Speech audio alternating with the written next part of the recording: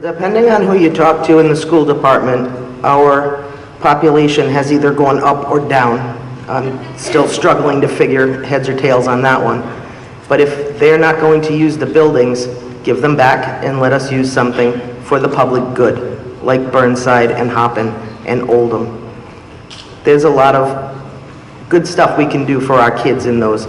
As I mentioned earlier, our rec department is a disaster, and it's not because of the good people who work there, it's a facility issue. Oldham, when the Budget Commission closed it, needed about a half a roof and some sprinklers, and obviously some cosmetics, but actually Mr. DSilva and I both worked on the Pepsi program where we went in and we cleaned that school up. That was several years ago. And now we've done nothing with it. We winterized the pipes so they wouldn't blow up, and the school sits fallow. It does nothing. So if our population is going up and we have to reopen it, let us do so. And if our population is not going up, then let us use it for the public good. Mr. Russo. Each of these properties has to be taken on a case-by-case basis, and we have to get the feeling of the residents of the neighborhood.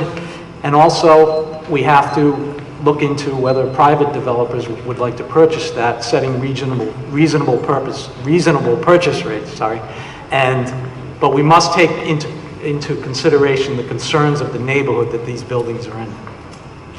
Mr. DSilva. One of the first things I would like to do also as mayor is take an inventory of all of our properties that are being underutilized. And if they are not going to be used for the good of the city, either as a school building or other city facility, then we need to look at marketing it, putting it on the tax rolls to increase our tax base. That's going to improve the community as a whole and offer a little relief to some of the taxpayers. Mr. Quattrucci. First of all, what I do with Oldham School, the back part of that building addition is strictly a piece of junk. When it was built, whoever inspected it didn't do their job. All the firewalls stop at the ceiling. They have to go to the underside of the roof. So that part of the building, to repair it in this day and age is not worth it. There's too many bad items in it. I would demolish that part. The good part out front that hasn't been shingled in 40 years, I would repair the roof first before it rots and falls on the ground. Then I would put the school department inside that building, take them out of City Hall so we have a place to park.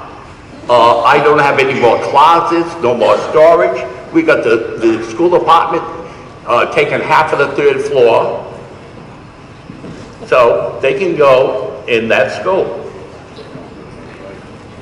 rather than letting it sit there and just rot. Ms. Rossi, you want to add something? Yes, please. Before the Budget Commission, through the school administration department out of Burnside Avenue, we had dumped some $750,000 into that building to make it usable for them. The Budget Commission came in, emptied them out. It cost us a ton of money to retrofit City Hall, and the building sits quietly doing absolutely nothing. We are packed to the rafters in this building. If you come in during a regular work day, you'll see people practically sitting in each other's lap, tripping over each other. It is a disaster. So I would say if that building has not deteriorated too far, I would like to put the school department back at Burnside.